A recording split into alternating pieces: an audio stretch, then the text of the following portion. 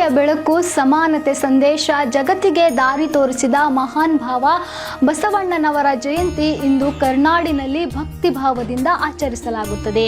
ಬಸವಣ್ಣನವರು ಕ್ರಿಸ್ತಶಕ 1131ರಲ್ಲಿ ಭಾಗ್ಯವಾಡಿ ಅಂದರೆ ಇಂದಿನ ಬಸವನ ಭಾಗ್ಯವಾಡಿಯಲ್ಲಿ ಜನಿಸಿದರು. ಅವರ ತಂದೆ ಮದರಸ ಮತ್ತು ತಾಯಿ ಮದಳಾಂಬಿಕೆ. ಕಲ್ಯಾಣ ಕ್ರಾಂತಿಯ ನಾಡು ಬಸವ ಕಲ್ಯಾಣ. ಅಲ್ಲಿ ಬಸವಣ್ಣನವರು ಸ್ಮರಣೆ ವಿಶೇಷ. ಸಾವಿರಾರು ಭಕ್ತರು ಸೇರಿ ಜಯಂತಿಯನ್ನು ಆಚರಿಸುತ್ತಾರೆ. ಬಸವ ಕಲ್ಯಾಣದಲ್ಲಿರುವ ಬಸವನ ಮೂರ್ತಿ ಸುಮಾರು 108 ಅಡಿ ಎತ್ತರ ಹೊಂದಿದೆ.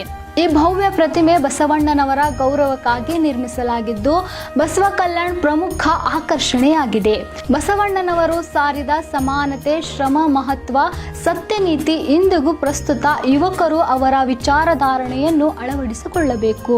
ಕಾಯಕವೇ ಕೈಲಾಸ ಎಂಬ ವಾಕ್ಯ ಇಂದಿಗೂ ಶ್ರಮದ ಮಹತ್ವವನ್ನು ಸಾರುತ್ತದೆ. ಜಾತಿ, ವರ್ಗ, ಲಿಂಗ ಭೇದವಿಲ್ಲದ ಸಮಾನ ಸಮಾಜವನ್ನು ನಿರ್ಮಿಸಲು ಅವರು ಪ್ರಯತ್ನಿಸಿದರು. ಸಮಾನತೆ, ಸತ್ಯ ಮತ್ತು ಶ್ರಮ ಬಸವಣ್ಣನವರ ಶಾಶ್ವತ ಸಂದೇಶ ಆಗಿತ್ತು.